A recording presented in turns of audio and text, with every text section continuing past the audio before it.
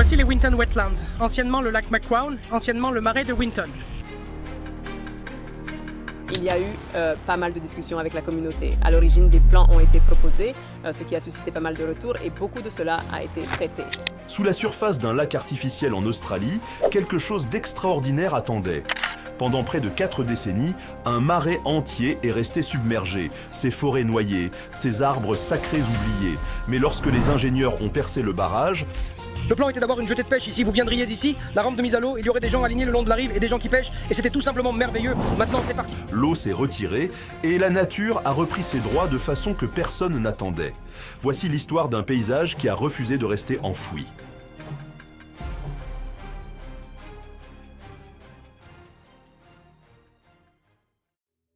Sous le silence de l'eau.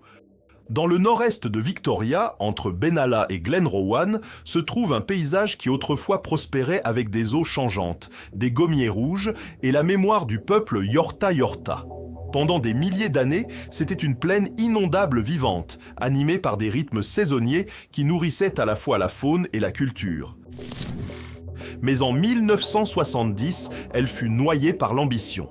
La création du lac Mokoan n'a pas été subtile. Les ingénieurs ont creusé une digue de 7,5 km à travers des terres basses, capturant les eaux de ruissellement pour l'irrigation et les loisirs. Sur le papier, cela promettait de la stabilité. Mais le prix fut immédiat. Près de 8000 hectares de bois et de zones humides éphémères ont disparu sous une eau peu profonde et stagnante. De gigantesques gommiers rouges des rivières, incapables de respirer sous l'eau, sont restés là, silencieux, en train de mourir.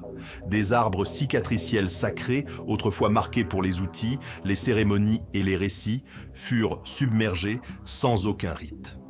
Ce qui avait été une mosaïque de marais et de bois est devenu un lac artificiel, trop peu profond pour tenir ses promesses et trop immobile pour soutenir ce qui existait auparavant. Et sous cette eau, la terre attendait. Non seulement en tant que sol et racines, mais aussi en tant que mémoire. Les cicatrices dans l'écorce, la courbure des chenaux, les lieux où les ancêtres se rassemblaient autrefois. Tout cela demeurait, invisible mais intact, sous la surface silencieuse, parce que certains paysages n'oublient pas. Ils retiennent simplement leur souffle. Un réservoir qui ne cessait de mourir. Il n'a pas fallu longtemps pour que les défauts du lac Mokoan apparaissent. Conçu comme un réservoir peu profond avec une grande superficie, il perdait des volumes impressionnants d'eau par évaporation, surtout pendant les étés chauds. Des gigalitres entiers disparaissaient dans l'air chaque année, dépassant largement son utilité pour les agriculteurs et les villes locales. La forme même du lac le rendait inefficace par conception. La qualité de l'eau se détériorait. Dans les années 1990, les proliférations toxiques d'algues bleu-vert sont devenues routinières, transformant la surface du lac en une épaisse pellicule verte et la rendant dangereuse pour la baignade, la navigation ou l'irrigation. Sous cette surface, des conditions d'oxygène déficients dévastaient la vie aquatique. Jadis, site de pêche et de loisirs populaires, le lac est devenu un fardeau. Le tourisme a diminué. Les coûts ont augmenté. Puis vint la sécheresse de 1982. Les niveaux d'eau ont chuté de façon si drastique que le fond du lac s'est fissuré, révélant un cimetière de gommiers rouges morts et les lignes fantômes de chenaux d'inondations perdues depuis longtemps. Pour beaucoup de locaux, c'était la première fois qu'ils réalisaient ce que le réservoir avait enseveli. Les agriculteurs sont devenus impatients, les usagers récréatifs sont partis, les coûts d'entretien ont explosé et les préoccupations de sécurité autour de la structure vieillissante du barrage ont forcé de nouvelles évaluations. Pendant ce temps, les scientifiques mettaient en garde contre un déclin écologique irréversible. L'inondation permanente avait étouffé le pouls de la plaine inondable, les banques de semences pourrissaient, la diversité des zones humides s'effondrait. Au début des années 2000, il était clair, le lac Mokoan échouait dans tous les domaines, économiques, écologiques et culturels. En 2004, après des années d'études et de débats, le gouvernement victorien a pris une décision audacieuse, déclasser le réservoir, laisser la terre revenir. C'était une décision radicale. Déconstruire un barrage de cette taille avait rarement été fait en Australie. Mais pour Winton, le coût de l'inaction était devenu plus grand que le risque de lâcher prise. Ce qui avait commencé comme un symbole de progrès était devenu un monument aux conséquences inattendues. Le matin où le mur s'est brisé. En 2009, sous un ciel gris du matin, les premières excavatrices se sont positionnées à côté de l'ancien remblai. Pas de fanfare, juste des dents d'acier rencontrant la pierre. Pendant près de 40 ans, ce mur avait retenu la rivière brisée, transformant une zone humide saisonnière en un lac stagnante. Maintenant, il allait être démantelé, délibérément, morceau par morceau. À mesure que la brèche s'élargissait, l'eau a commencé à jaillir, lentement au début, puis plus rapidement. En quelques jours, le lit du lac est réapparu, exposé, fissuré et brut. Des arbres squelettiques se tenaient droits dans la boue, leurs racines encore enfermées dans le sol noyé. Des chenaux autrefois mémorisés seulement en souvenir réapparurent dans la terre comme des veines retrouvant leur flux. Ce n'était pas seulement un projet d'ingénierie, c'était un tournant façonné par une collaboration inhabituelle. Un nouveau comité de gestion s'est formé en 2010, réunissant des scientifiques, des gestionnaires fonciers, des habitants locaux et des anciens Yorta. Leur mission, restaurer la vie dans un paysage que beaucoup croyaient perdu pour toujours. Dès le début, la récupération a défié les attentes. Des arbres cicatrisés, des eucalyptus rouges aborigènes marqués il y a des générations, se sont élevés de la boue comme des voyageurs du temps.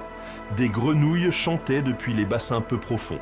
Des oiseaux aquatiques sont revenus explorer les nouvelles zones humides qui se formaient dans les points les plus bas du bassin.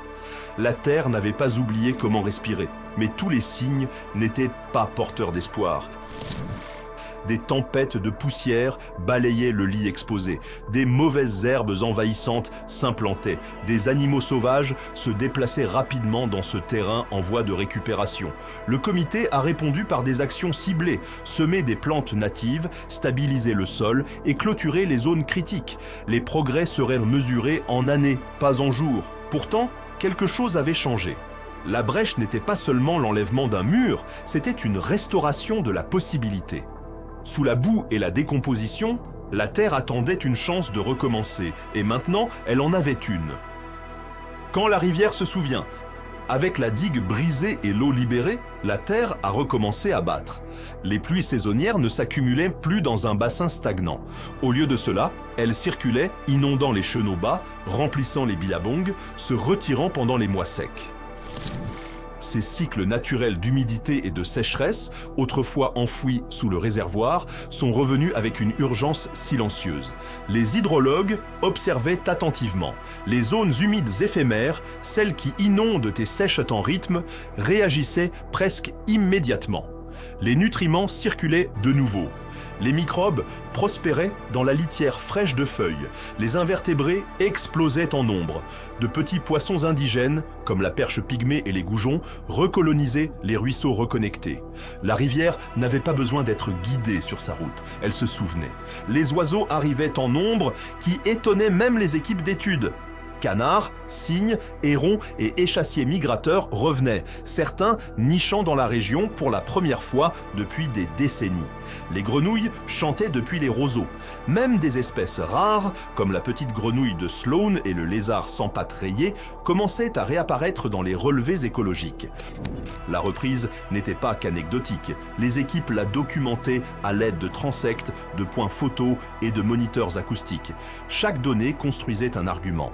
Cet endroit guérissait rapidement. Les habitants arpentaient les nouveaux sentiers qui suivaient le bord des zones humides. Les enfants comptaient les grenouilles lors des visites scolaires. Les bénévoles plantaient des joncs. Les observateurs d'oiseaux notaient des observations rares. La communauté, jadis divisée sur le maintien ou le retrait du lac, trouvait désormais un terrain d'entente dans la vie qui revenait sous leurs yeux. Pour la première fois depuis une génération, Winton n'était plus défini par ce qu'il avait perdu, mais par ce qu'il apprenait à devenir. Des racines plus profondes que l'eau. Restaurer la terre signifiait plus que ramener de l'eau. Cela signifiait replanter ce qui avait autrefois poussé haut et honorer ceux qui avaient connu la terre bien avant l'existence du barrage. Les gommiers rouges des rivières sont devenus la pièce centrale de ce renouveau. Choisis non seulement pour leur importance écologique, mais aussi pour leur poids culturel, ces arbres avaient longtemps façonné la vie et la mémoire de cette plaine inondable. Les bénévoles sont venus par vagues. Certains creusaient des trous dans le froid, d'autres tassaient la terre sous la chaleur. Au cours de saisons coordonnées, des dizaines de milliers de jeunes plants furent mis en terre, chacun une promesse silencieuse de reconstruire ce qui avait été noyé. Les gommiers rouges ne sont pas que des arbres. Leurs racines ancrent les berges. Leurs feuilles nourrissent insectes et poissons. Leurs creux abritent oiseaux et planeurs. Avec le temps, ils deviennent une architecture pour la vie. Mais ce n'était pas que la science qui guidait la plantation, c'était aussi la mémoire. Les aînés, Yorta Yorta, parcouraient la plaine inondable, montrant aux bénévoles comment identifier les arbres cicatrisés, marqueurs vivants de cérémonies, de voyages et d'histoire. Là où des arbres sacrés avaient été perdus, de nouveaux furent placés avec intention. Des cérémonies marquaient ces instants, avec des chants au lever du soleil et de la fumée flottant sur la terre fraîche. L'impact s'est propagé en ondes. À mesure que les arbres grandissaient, le couvert végétal de soins autour d'eux s'étoffait. Les espèces revenaient, l'ombre refroidissait la terre. Les communautés se reliaient par un travail partagé. Et à Winton, chaque jeune arbre portait plus que des feuilles, il portait l'histoire. C'était une restauration guidée non seulement par l'écologie, mais aussi par le respect. Car là où la culture et la terre s'entrelacent, la guérison circule dans les deux sens. Preuve gravée dans les roseaux. Des années après la rupture, les preuves sont enracinées dans le sol et s'élèvent dans le ciel. Les zones humides de Winton couvrent désormais plus de 8750 hectares de réserves protégées. Leur mosaïque de 33 zones humides éphémères coule de nouveau avec un rythme saisonnier. Des gommiers rouges plantés à la main s'élèvent à côté des squelettes de ceux qui se sont noyés. Des équipes d'enquête ont enregistré des espèces menacées, la grenouille Sloan, le lézard sans pattes rayées et des poissons natifs revenant dans l'habitat restauré. Le nombre d'oiseaux augmente d'année en année avec de nouvelles espèces documentées et des visiteurs migrateurs qui reprennent d'anciens haltes. Plus de 1200 élèves ont visité en une seule année, apprenant sur le territoire, guidés par la science et par l'histoire. Derrière tout cela, un plan de restauration de 17 millions de dollars soutenu par la vente de terre et la confiance de la communauté. Ce n'est plus une théorie, c'est le résultat. Un réservoir raté est devenu une plaine inondable florissante. Et les données, gravées dans les roseaux, les plumes et les empreintes, disent que cela a fonctionné. Ils ont enfoui une zone humide sous une promesse. Mais quand le barrage est tombé, la plaine inondable n'a pas seulement récupéré, elle s'est souvenue. La vie a jailli à travers chaque cicatrice et racine. Alors, qu'en pensez-vous? Faut-il démolir davantage de barrages? Faites-le nous savoir dans les commentaires ci-dessous.